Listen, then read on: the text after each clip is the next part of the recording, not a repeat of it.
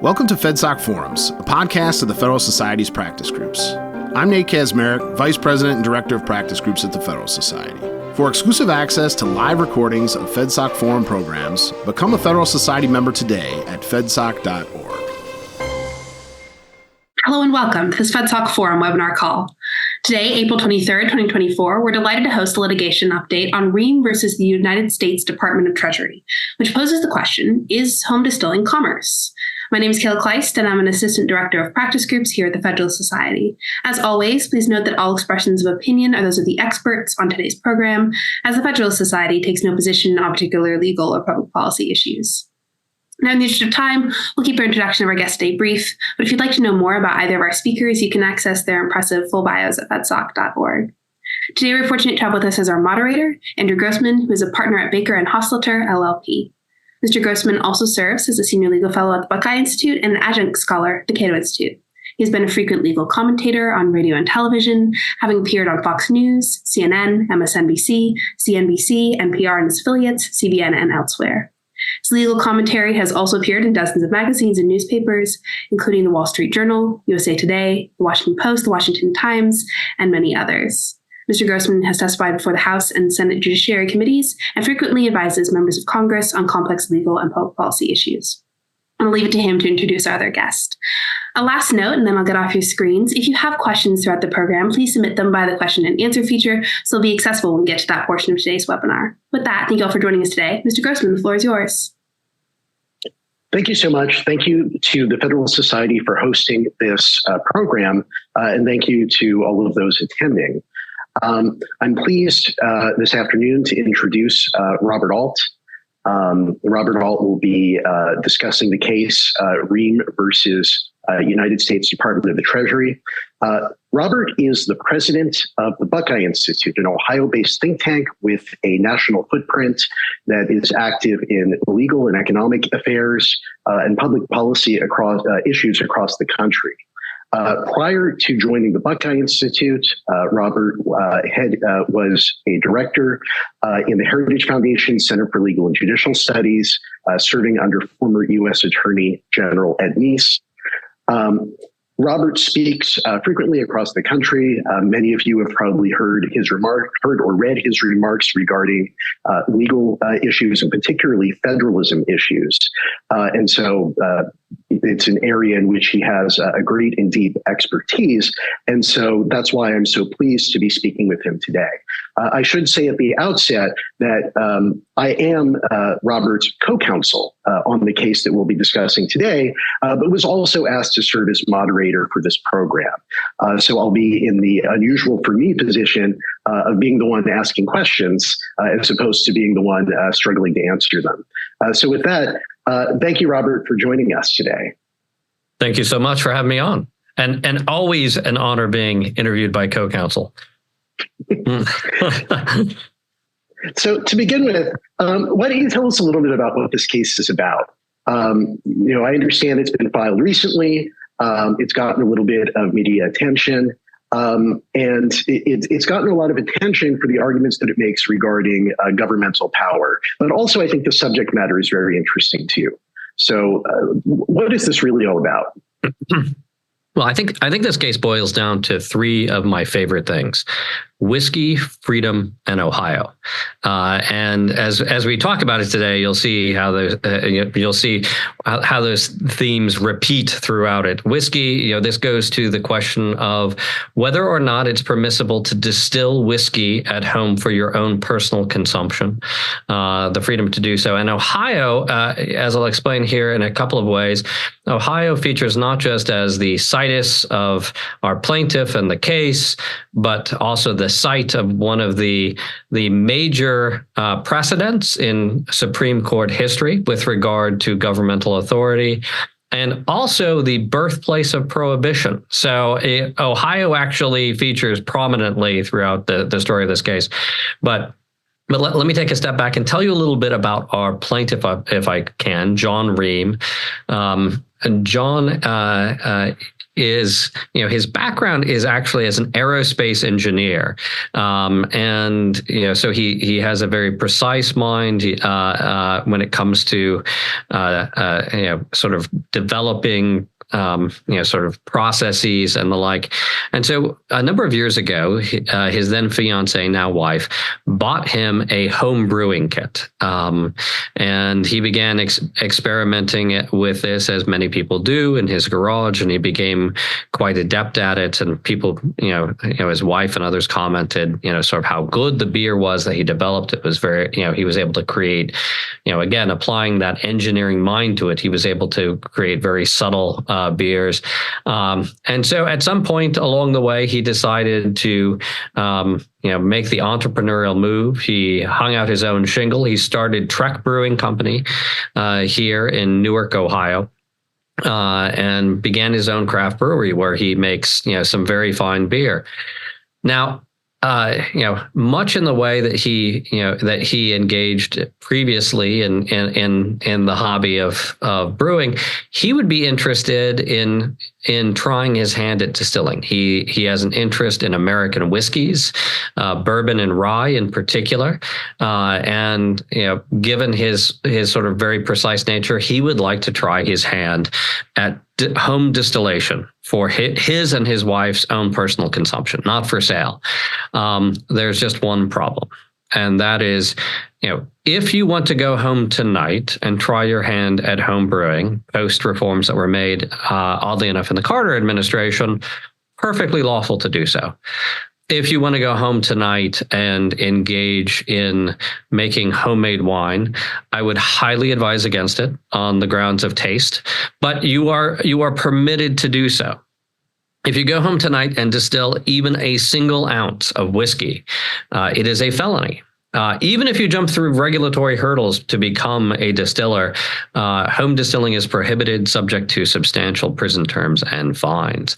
And so, quite frankly, Mr. Ream's desire to try this as a hobby for his own personal consumption was snuffed out before he would even have the opportunity to do so.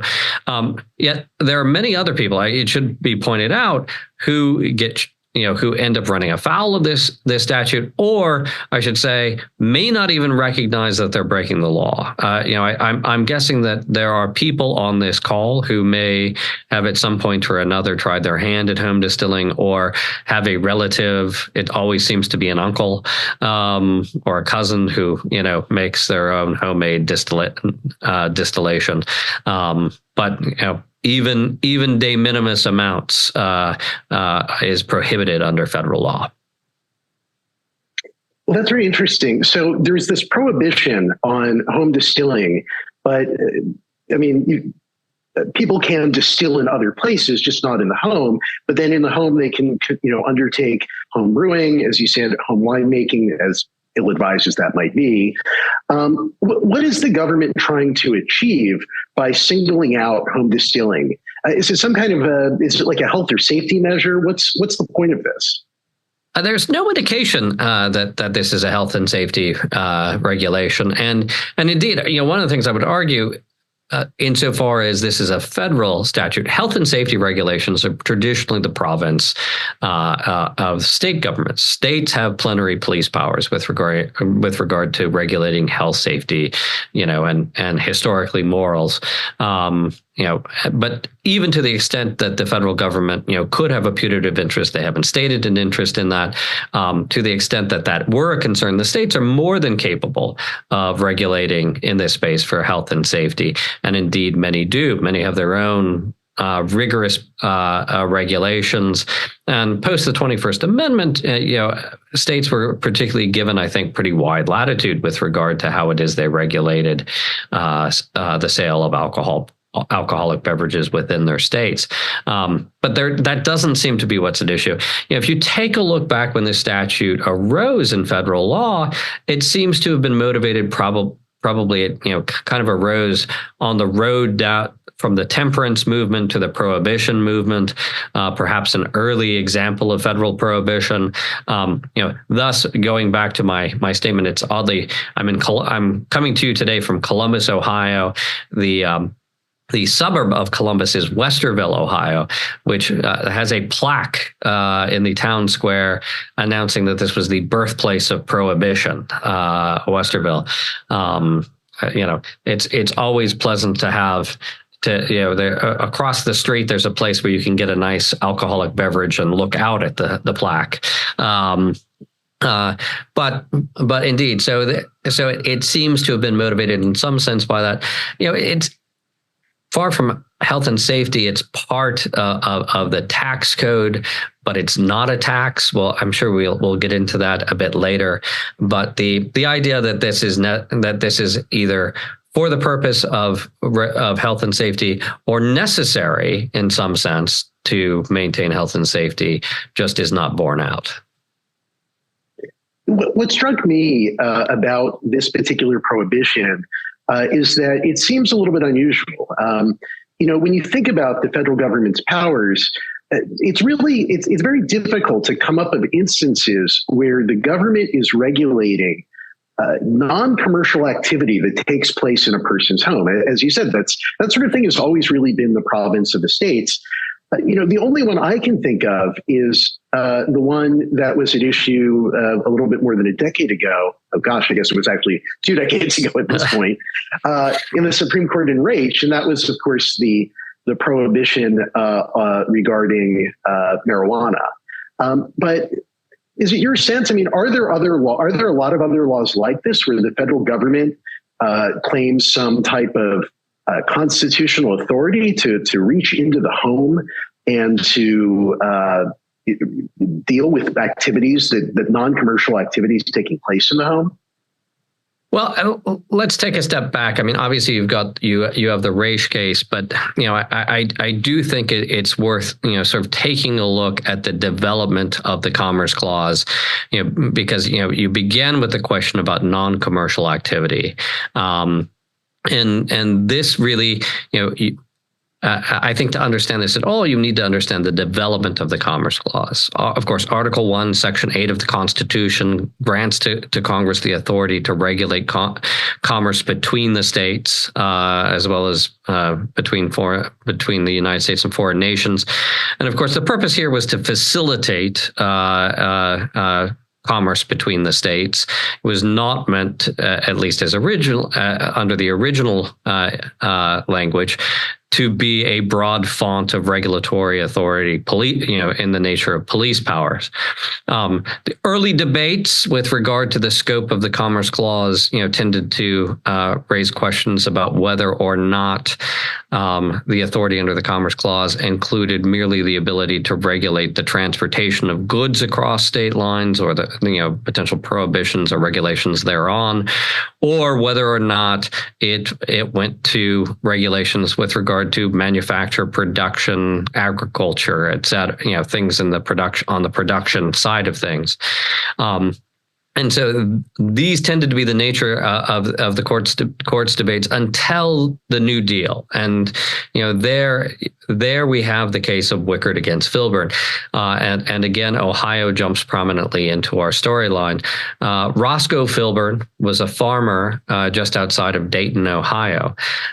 He grew a number of crops, including winter wheat. And under the Agricultural Adjustment Act, passed during the Great Depression, the government capped the amount of wheat or crops that farmers could grow, put maximum quotas on how much could be grown.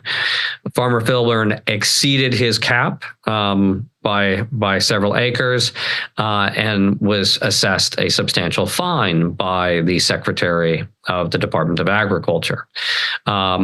Filburn went ahead and appealed his case all the way up to the U.S. Supreme Court. And his argument fundamentally was this: look, the excess wheat that I grew never entered into interstate commerce. Indeed, it never entered into commerce at all. It stayed on my farm. I used the so-called excess wheat to feed my farm animals and to feed my family. To which, just sort of loosely speaking here, the court said all that may be true, but applying something, akin to the Kantian categorical imperative of constitutional law, if everyone did this, if we went ahead and applied a theory of aggregation to the underlying commodity, and because it is a commercial commodity, that could impact the overall market for wheat. If in fact, everyone who was a farmer grew and used this, otherwise he might have to grow less wheat and sell less wheat because he would have to keep some for himself, or he might have to buy wheat on the open market, but that this could somehow impact the price. But once you had sort of this aggregation theory with regard to the Commerce Clause, applying it under a substantially affects doctrine using the necessary and proper clause as well, it was kind of Katie bar the door. The question really became what Congress couldn't do with regard to regulating local activity, things that looked to be entirely local or homegrown in the case of Farmer Filburn's wheat, somehow became nationally regulable in nature. And this, so much so that I think for many years, it became almost the applied doctrine that there was no limit under the Commerce Clause to what it is that Congress could regulate. And you began to see some rolling back of this back in the 90s with the Lopez case. The Lopez case, of course, was the Gun-Free School Zones Act. And there, Angel Lopez, who, the interesting fact in this case is that Angel Lopez had actually transported a gun across state lines for the purposes of selling it.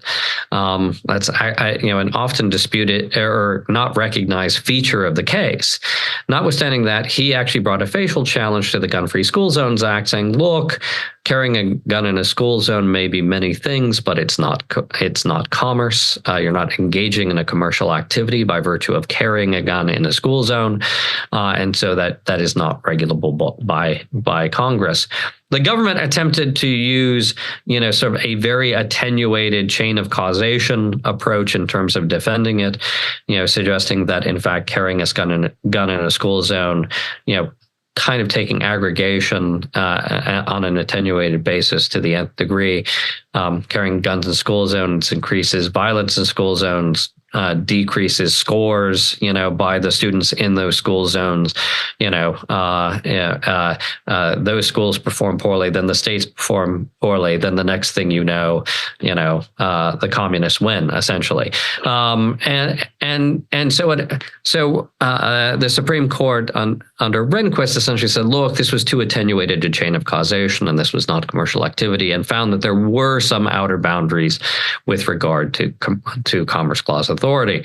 This trend continued in the Morrison case, in which the court struck down the tort claim provision of the Violence Against Women Act. Again, looking at the fact that these potential tort claims may be many things, but they didn't constitute, the acts involved did not involve commercial activity regulable by Congress. And I do think in both of those cases, you see a common thread, which is to say, in many cases, the federal criminal provisions do tend to rely upon the Commerce Clause with regard to regulating activity, even in the absence of any particular commercial transaction occurring. And so this trend continued until Raich. Now, and Raich, of course, involved the production and possession of a Schedule I controlled substance, in this case marijuana, as was permitted under California law, and the question was whether or not that was regulable under the Interstate Commerce Clause. The court in that case essentially, applied Wickard to a black market, but I think, there's some particular key distinctions at issue between Raich and what we're talking about here. In Raich, the regulation of marijuana was part of the Controlled Substances Act, and there Congress had promulgated a comprehensive system of regulation that covered both production and distribution and all phases in between, with a singular desired effect, which was to eradicate the trade in certain controlled substances, including marijuana. In this case, with regard to distilling, you have nothing of the sort. You have what is in fact a legal substance that Congress has not sought to eradicate the trade in, where you have this sort of vestige of a prior era in which they have an existing flat prohibition on home distillation under penalty of felony conviction.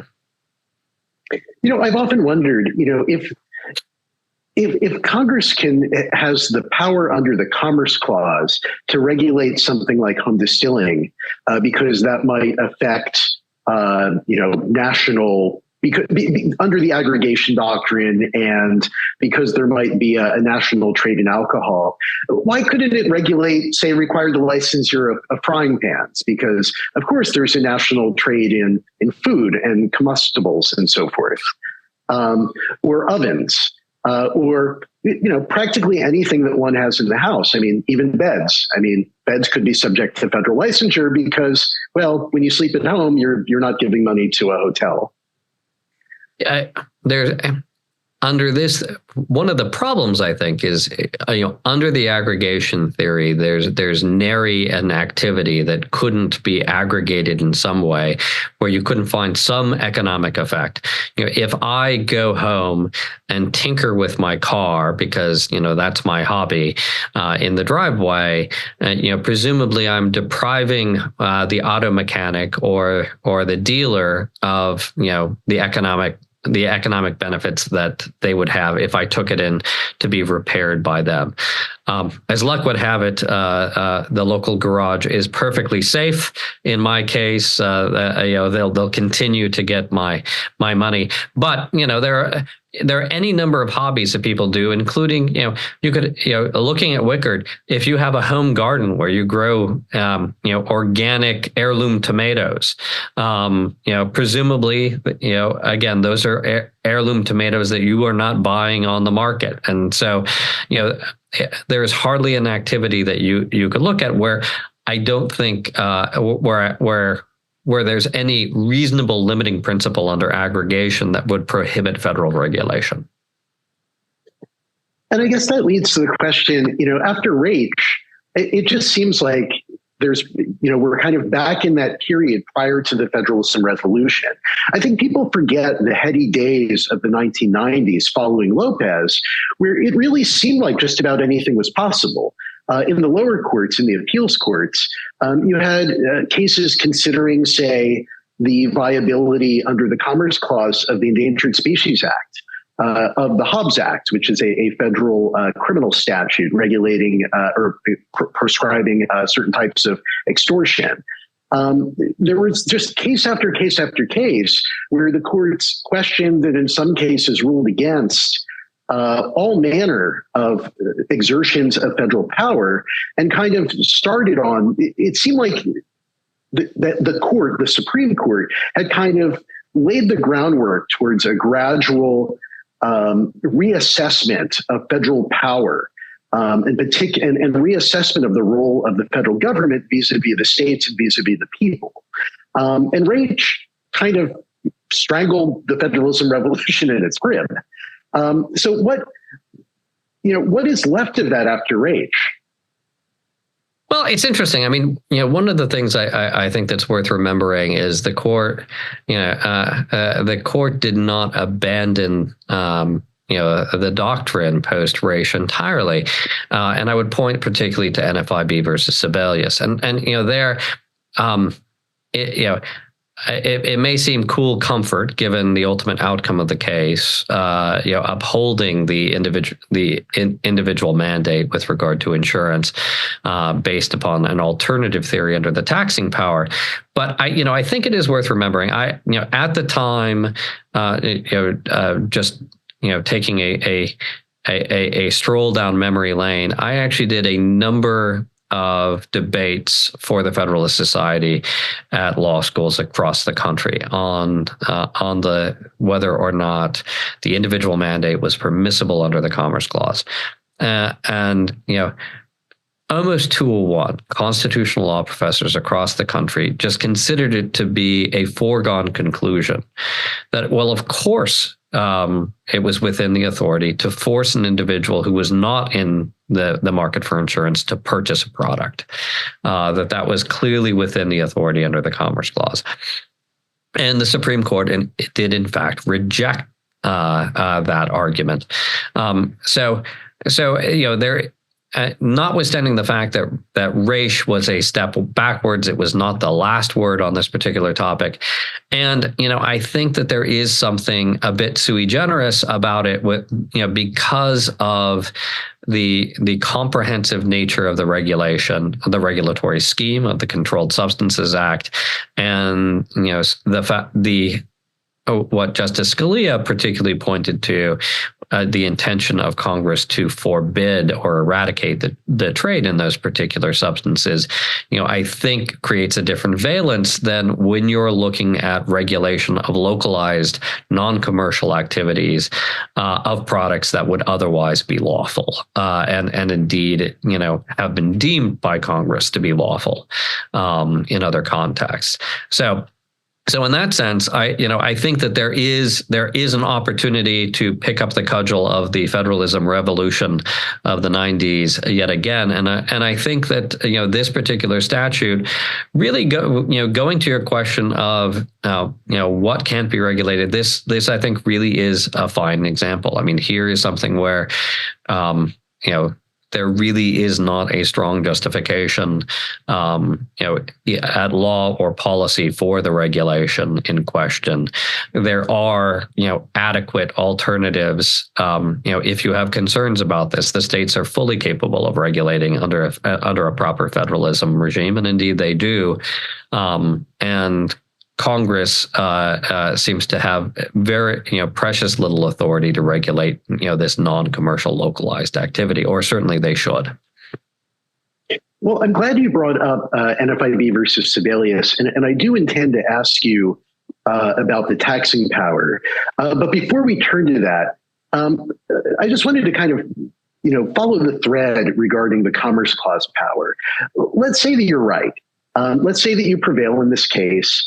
And that would necessarily mean that a court determines that the Commerce Clause power doesn't support this prohibition on home distilling. It's simply beyond the federal government's power to reach under that authority.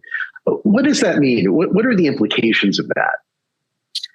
Well, I think there are a couple of potential outcomes, and doctrinally as well as practically.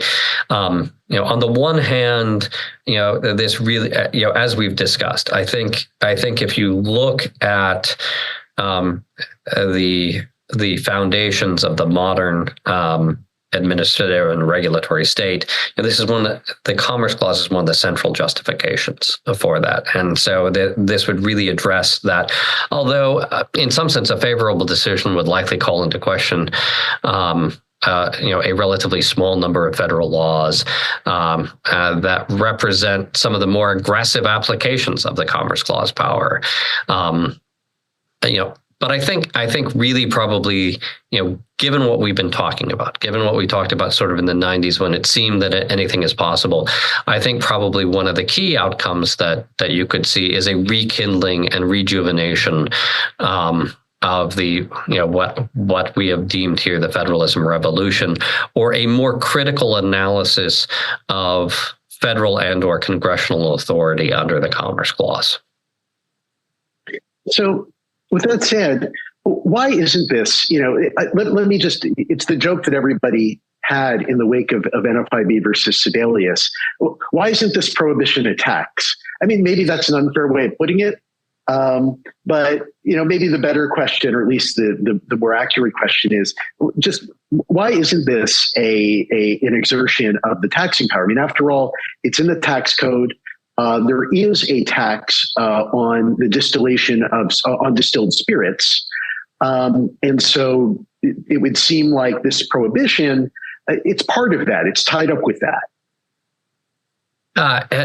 It is in the tax code, but simply being in the tax code doesn't make something a tax, nor does it, suggest or guarantee that it would be permissible under the taxing power.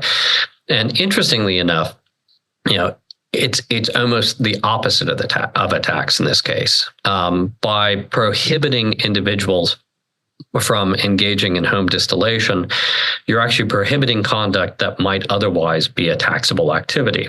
So you're prohibiting, you're in fact, rather than, this isn't, the sort of situation as in NFIB where if you fail, if you fail to take a particular activity, we're going to subject you to a penalty, which we're now going to deem a tax. In this particular case, if you in fact engaged in the activity, you arguably might be engaging in taxable activity, but that in fact would be is what is prohibited and would subject you to a potential felony prosecution. So we are actually prohibiting you from engaging in taxable activity. What about the people? I mean, I've heard of people, and I understand Mr. Ream is not one of them, but I've heard of people who do actually engage in home distilling. It's illegal. It's a felony. Federal law says you can't do it, but they do it anyway. I assume they just don't report that. I would think that is a fair assumption. And well, as I said earlier, there are, I think, interestingly enough, as we've brought this case, you do in reading the literature and sort of just having conversations, you do realize, in addition to the sort of the made for sort of reality TV moonshining stories, you do hear stories of individuals who engage in some form of distillation who simply don't know. So I mean, some of the non-reporting might arise from individuals who are simply unaware of the fact that even de minimis home distillation for personal consumption, not for sale, is in fact prohibited activity. Well, so having gone through the issues, let me ask you, where does the case stand now, and kind of what's the outlook going forward? So we filed the lawsuit here in the Southern District of Ohio, a complaint against the Treasury. Relatively recently, I believe the end of January, the government just filed their motion to dismiss. On the Justice Department on behalf of Treasury, and there the arguments they made were precisely the sorts of arguments that you would expect. We will then be filing our response here, and the case will proceed. In terms of what's next, I mean, this is a case I think where, quite frankly, I think everyone would anticipate in this case that the district court will not be the last stop. I think it is fair to say. I think whichever side prevails will certainly appeal to the Sixth Circuit, and I think it's highly likely that whoever prevails there, the opposing party will go ahead and file an appeal from there. So stay tuned, because I think that there will be much more to come. Well, with all that said, let me ask what is my last question before we turn to viewer questions. And I should say to viewers, there is a Q&A function where you can input written questions. If you have written questions, please put them in, and we will get to them in just a moment. There are already several in the queue. But before we turn to viewer questions, I wanted to ask something that I think is very pertinent. What is your tipple? Yeah, that is a fine question. So I have an old friend who chided me endlessly because he was a drinker of bourbon, and he did so because this was American whiskey, and he disagreed with my choice in Scotch. So I am much more, in terms of whiskey, I am much more of a Scotch drinker. We can get sort of more specific. My taste tends towards Islay. In terms of the region, the island there, and I'm a particular fan of Bruichladdich scotches. So, and we can drill down even more from there. But I tend to like the heavily peated Scotch. But I feel like inquiring minds want to know, Mr. Grossman, what's your tipple? Practically any distillation from Buffalo Trace. It will go down pretty easy in my book. So with that vital question answered, why don't we turn to some of the viewer questions? What does Ohio law have to say about home distilling? And maybe let me broaden that a little bit. I get the sense that probably different states take a different approach, different approaches. Is that right? Absolutely. There are some states that do prohibit home distilling. Ohio is not one of those. Ohio does not prohibit home distilling, and in fact, there is pending legislation which would make it clear that home distilling is lawful and set down, sort of more specific language with regard to that. But there is no standing prohibition with regard to home distilling under Ohio law. And the different states, I mean, I guess the issue that we're talking, that you've been talking about, with respect to the federal prohibition on home distilling, that doesn't really apply to the states, does it? The issue, certainly in terms of the Commerce Clause authority, obviously not. I mean, as we discussed, traditionally states have plenary police powers. They have greater authority with regard to regulating health, safety, morals. In addition, under the 21st Amendment, they have broader regulatory authority with regard to alcohol regulations. They are not, generally speaking, governments of limited enumerated powers under the Constitution. Rather, they have the reserve police powers, and so they would have these states would have the authority to engage in the kinds of regulations that we're talking about. Thank you. So another viewer question. This is from an anonymous attendee whom I assume probably has a still in his living room. He asks, or she asks, perhaps, how often are home distillers charged with the felony? Well, I hazard to say precisely, but in looking and sort of in doing background and bringing the case, it certainly does happen. We have seen prosecutions with regard to even having certain of the still materials. We've seen prosecutions related to that, and certainly, I mean, when you tend to see it more, obviously, is when someone has done something to stick their head out. Which is to say, they engage in some sort of home distilling and sell the product, and thereby raise the attention of the regulatory authorities, but it still is very much a prosecuted offense. And my recollection is that the Treasury Department has issued public guidance stating that this is unlawful, that it's subject to criminal penalties, and yes, they will come after you. Is that right? Yes, and that guidance was specifically, if I recall correctly as well, related to the home distilling, lest there be any, much, I think, for the reasons that we talked about. I think that there are those who don't, this is not,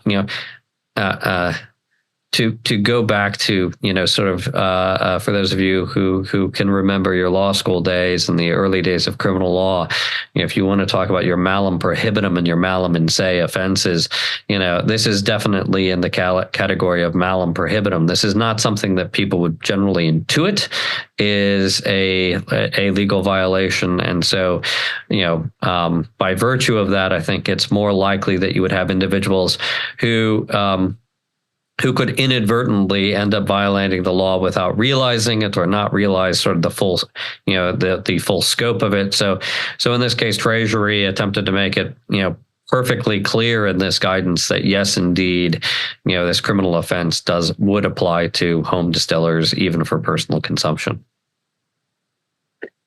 All right, we have another viewer question, and this is kind of an interesting one. It's a little bit off the beaten path.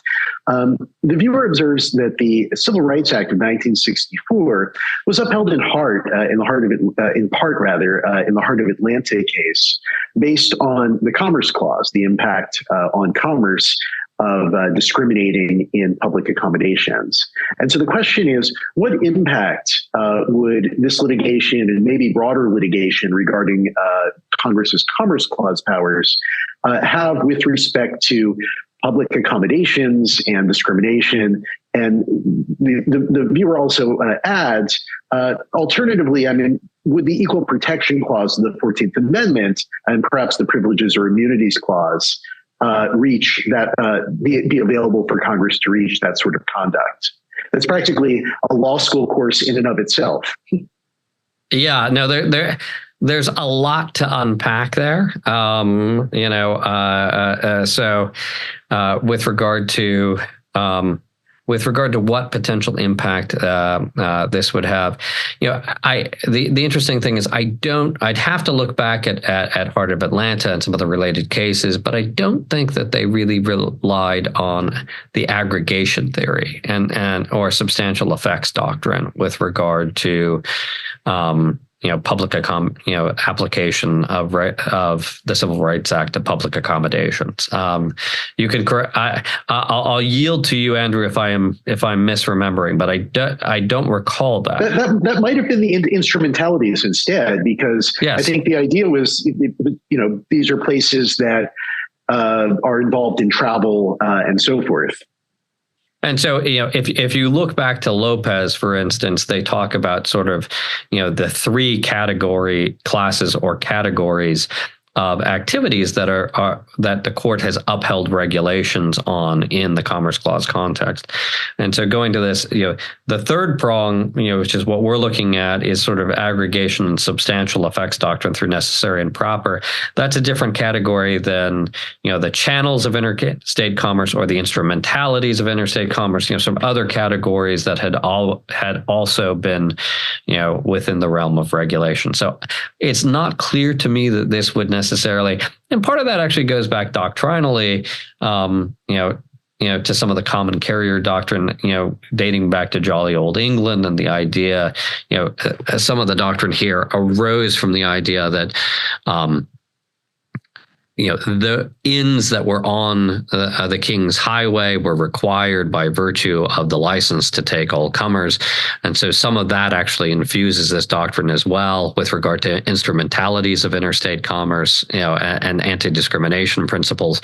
That's kind of a separate thing, but I think that was sort of a subtext as well to some of those cases.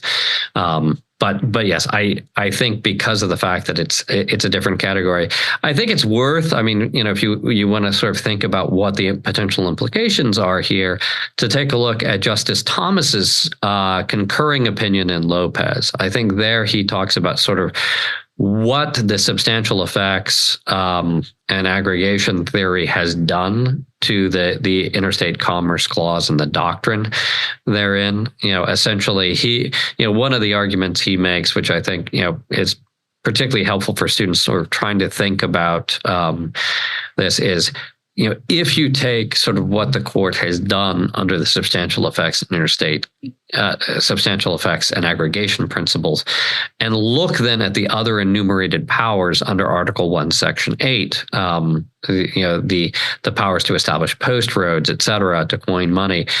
Many of these things you would look at and say, why is it, if one believes in a rule against surplusage and thinks that in fact we have to give each clause within the Constitution its due meaning, why is it that the framers wasted their time with regard to enumerating all these various and sundry powers? It would seem that all or most of these powers would be subsumed under the Commerce Clause, under the aggregation and substantial effects doctrine through necessary and proper.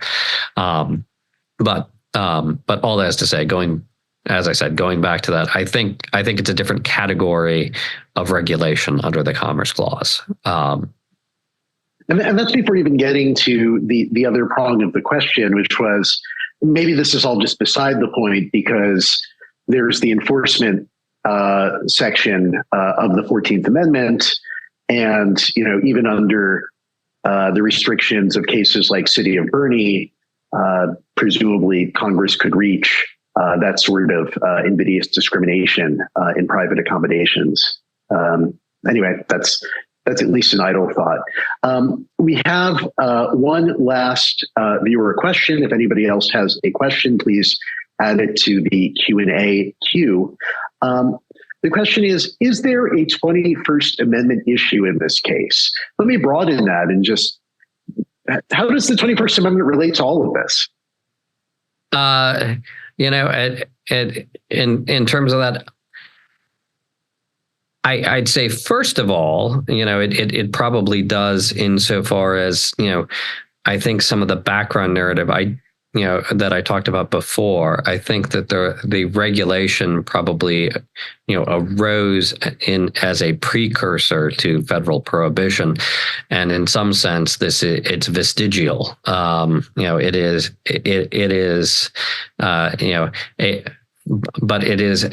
a vestigial organ that still has enforcement authority, if that makes sense. Which is to say, it's this is not something that we don't know. That doesn't actually perform any function. In this particular case, it certainly is enforced, but some of the reasoning, what seems to have been the reasoning behind it, the rising temperance and prohibition movements, obviously were superseded by the 21st Amendment. And, in some sense, I think the gloss there too is that the 21st Amendment, granted, greater authority to the states with regard to regulation, and so it makes even less sense, in some sense, that the federal government is persisting in a prohibition with regard to home distilling after the repeal of prohibition more generally and the granting of greater authority to the states. But I'd be curious of my co-counsel's thoughts on that as well. I think you got it exactly right. If you look at it from a 10,000-foot level, the 21st Amendment, to my mind, simply confirms that this is something that really is the proper province of the states. To regulate the possession and use of a substance as a substance, and I don't think it necessarily adds anything to this particular challenge, but it certainly is an interesting and perhaps important part of the context. And with that said, I think we are out of questions. So let me again thank our viewers today. Let me thank the Federalist Society. And of course, let me thank Mr. Robert Alt for all of his interesting insights and discussions of the Ream case. Thank you. Thank you. I'll echo those thanks. I appreciate you both joining us today and carving out this section of your afternoons. Thank you also to our audience for joining and participating. Welcome listener feedback by email at fedsocforums@fedsoc.org. And as always, keep an eye on our website and your emails for announcements about other upcoming virtual events. With that, this webinar can adjourn. Thank you for listening to this episode of FedSoc Forums, a podcast of the Federal Society's practice groups. For more information about the Federal Society, the practice groups, and to become a Federal Society member, please visit our website at fedsoc.org.